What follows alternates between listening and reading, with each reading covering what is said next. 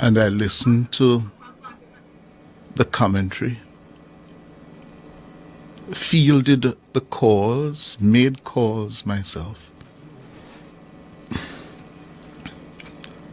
And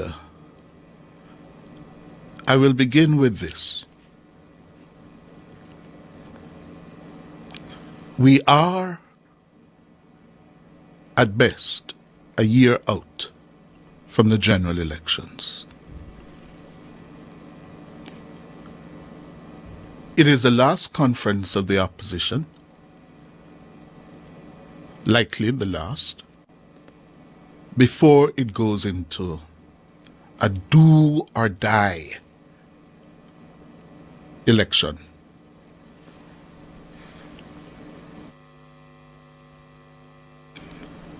The PNP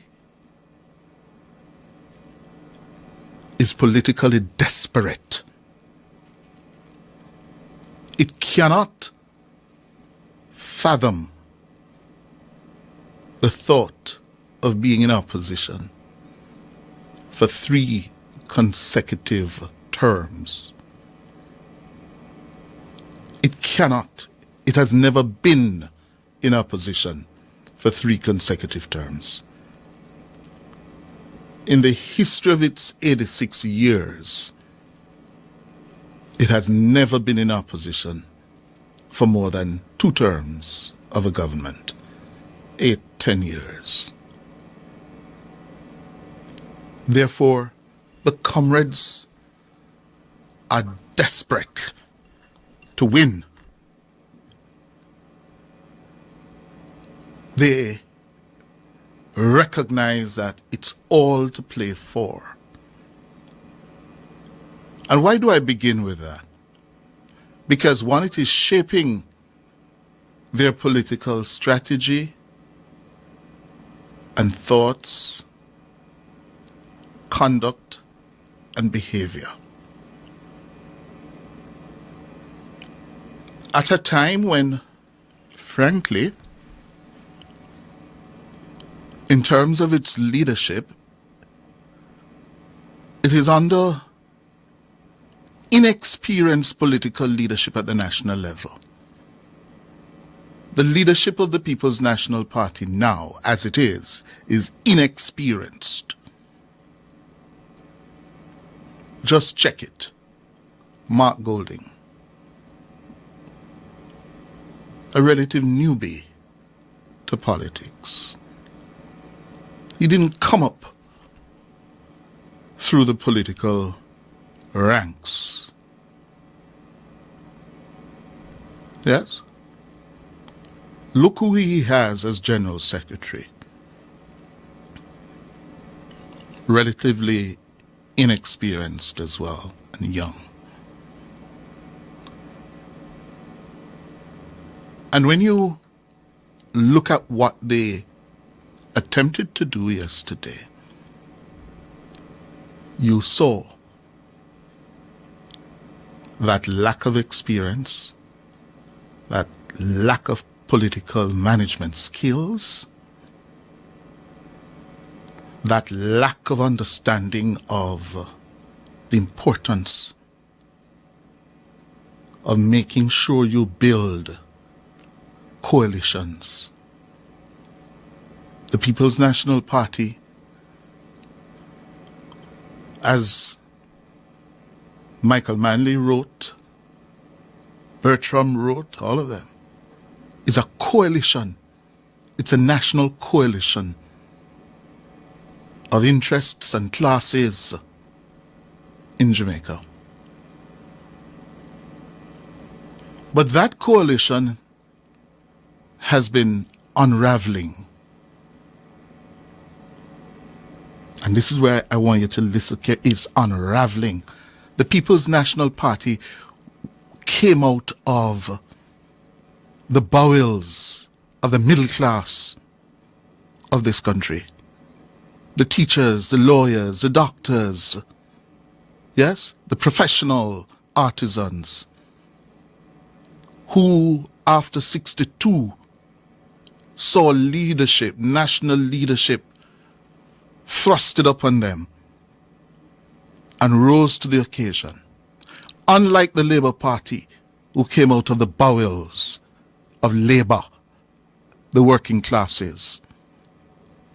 And that is why, over the years, the leadership of the PNP was a more qualified on paper, more educated, because Norman Manley's party of 1938 at the Ward was built around a coalition of interests. And what happened yesterday? Golding had a job to do. What was that job? He had to demonstrate to the people at home and some in the audience, because I saw some in the audience,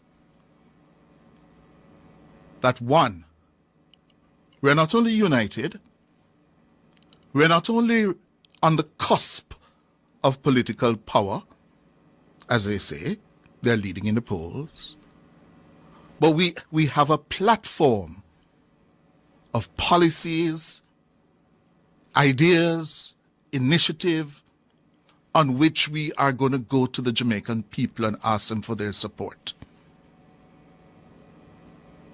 That was part of Golding's job yesterday. And he clearly attempted to do it. I thought he made some good points. Yes? The issue of education, an issue that the PNP has lost to the JLP. Yeah?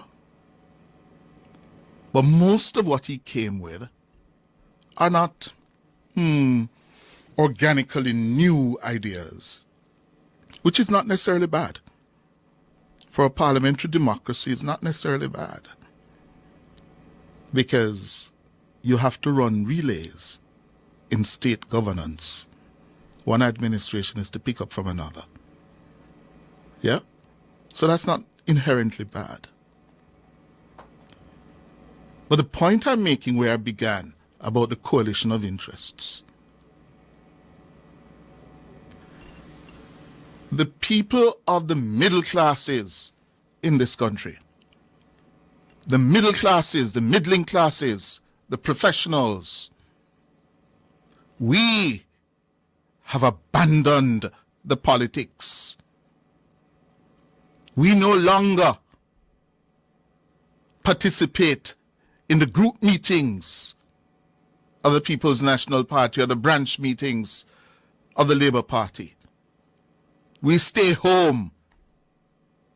And as one person put it to me this morning, we are glued into the American presidential election, following Trump and Kamala. But we don't take an active interest any longer in what goes on inside the People's National Party and the Jamaica Labour Party. We have abandoned that. To who? We have abandoned that political process. To who Professor Don Robotham accurately but disparagingly described some years ago as a lumpens. The people who vote are not from the middling classes or the middle classes anymore. It is those at the base of the society. Those people vote. Those people go to conferences.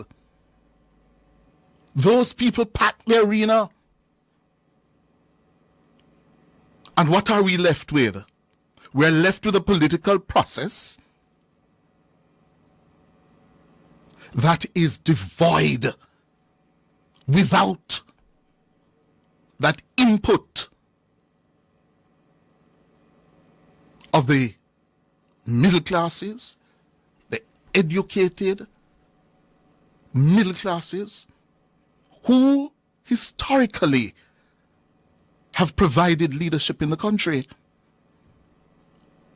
We have left it up. And therefore, you got what you got yesterday at the PNP's conference. A man of questionable character is hailed as a hero. And by the calculation of Dayton Campbell and Mark Golding, they have an election to win. And he has a whole lot of influence and sway. Therefore, they're not comfortable with it. When you listen to Campbell, Dayton Campbell and Angela Brown Burke struggling to justify it. But their calculation is we must win and win at all cost. While you who are listening to me this morning in northern St. Andrew, the suburbs, yeah, you wouldn't go to conference. You don't even go vote. You're not going to vote. But those 15,000 at the arena yesterday, they vote. They don't have a problem with that gentleman. They don't. They welcome him because they know it is going to resonate in their communities, in their districts, in their bars. But you turn up your noses and your faces at it and condemn it as it ought to be. As it ought to be. But what do you do about it? What do you expect when you turn your back on the process and you leave it up to them? That's what we get. And I dare say this morning, we are facing an existential threat to our democracy. If more and more of us, who this country has educated, given us a fairly decent life, continue to refuse to participate, then we're going down that slippery slope of no return.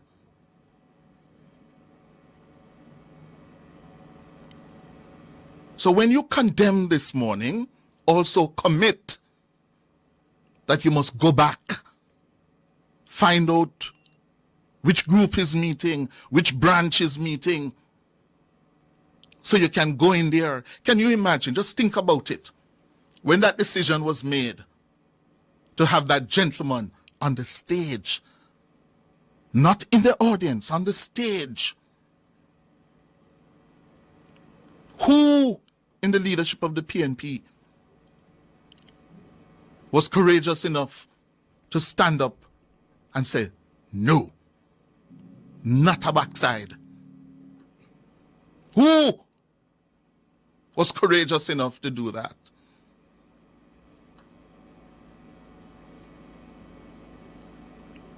Huh? Where was Peter Bunting? Find that clip with Peter Bunting for me that speaks to that gentleman.